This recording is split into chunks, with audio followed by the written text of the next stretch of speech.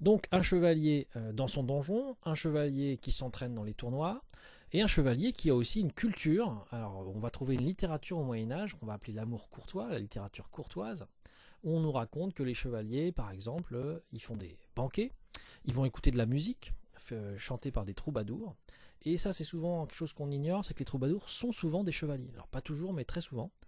Les premiers troubadours sont par exemple des chevaliers, hein, comme Guillaume d'Aquitaine, le premier historiquement connu. Et donc, ils font de la musique, ils chantent, ils dansent.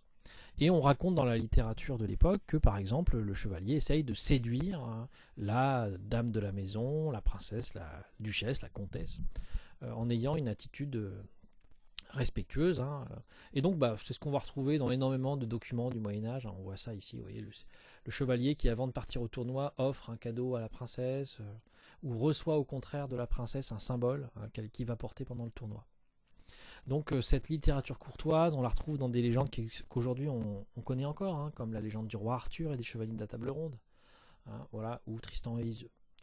Et bien sûr, hein, on va retrouver ces banquets où on va manger beaucoup de viande, et les troubadours dont je vous ai parlé.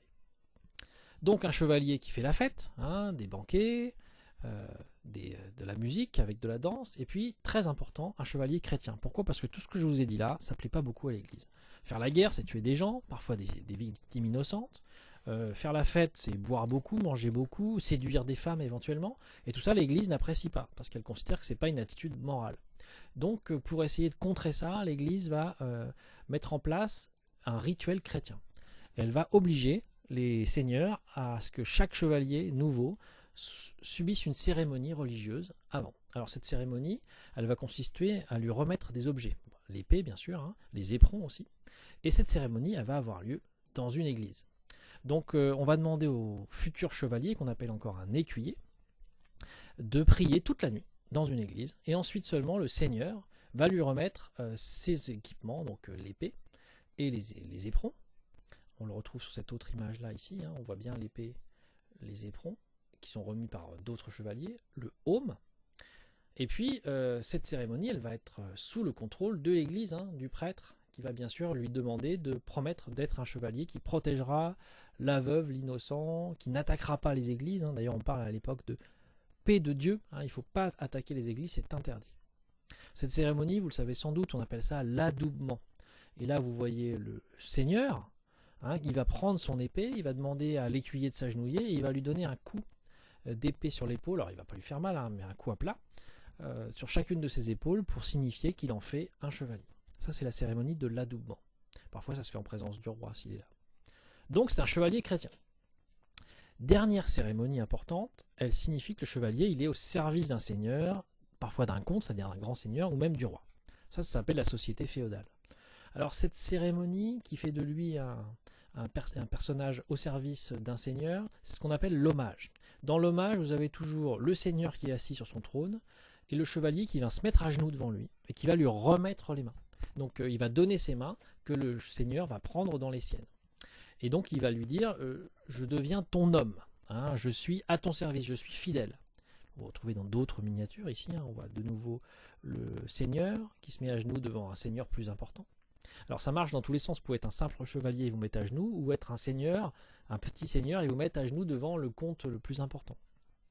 Alors par contre, attention, hein, cette cérémonie de l'hommage, vous vous agenouillez, vous promettez d'être fidèle, mais c'est en échange de quelque chose. Alors, je vous ai mis un petit document pédagogique pour ça. Donc là, vous voyez ici celui qui se met à genoux, on va l'appeler le vassal. Vous avez le mot ici, vassal. Et celui qui est le seigneur, quand il devient le seigneur d'un vassal, on l'appelle le suzerain. Et donc, en échange de cet hommage, le seigneur va remettre un fief. C'est-à-dire, alors à l'époque, pendant la cérémonie, il lui mettait un petit bout de terre dans la main. En fait, ça voulait dire qu'il lui donnait un château. Je prends par exemple Fultnera. Il est seigneur de Loches, mais il est aussi seigneur de tout l'Anjou. C'est énorme. Donc, il n'est pas partout dans tous ses châteaux en même temps. Quand il est à Loches, il n'est pas ailleurs, il n'est pas à Angers. Donc il va donner à un autre de ses chevaliers la responsabilité d'être le seigneur du château. Ça lui permet lui de bouger de château en château. Et donc il lui offre un territoire. Il lui offre un domaine, une seigneurie, qui est avec des paysans, hein, sur lequel ce nouveau seigneur, ce vassal, va pouvoir exercer son droit, faire la justice et puis prélever les impôts. Et toute cette société qui fonctionne comme ça, on appelle ça la société féodale. En tête, vous avez parfois le roi, Au début pas trop mais ça va venir. Ensuite des grands seigneurs, puis des petits seigneurs et en bas les simples chevaliers. Et tout ça fonctionne de manière relativement organisée.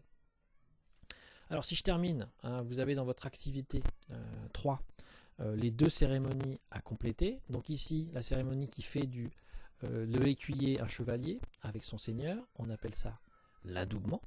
Et puis la deuxième cérémonie où le seigneur ou le chevalier devient le fidèle d'un plus grand seigneur, qui devient son suzerain, et lui devient son vassal. Et ça s'appelle l'hommage. Et tout ça forme la société féodale. Féodale, ça vient de feudus en latin, qui veut dire le fief, la terre que vous donnez. C'est une société qui repose sur le contrôle de la terre par une petite élite, qu'on appellera au fur et à mesure la noblesse. Voilà pour cette activité sur les seigneurs au Moyen-Âge et les chevaliers.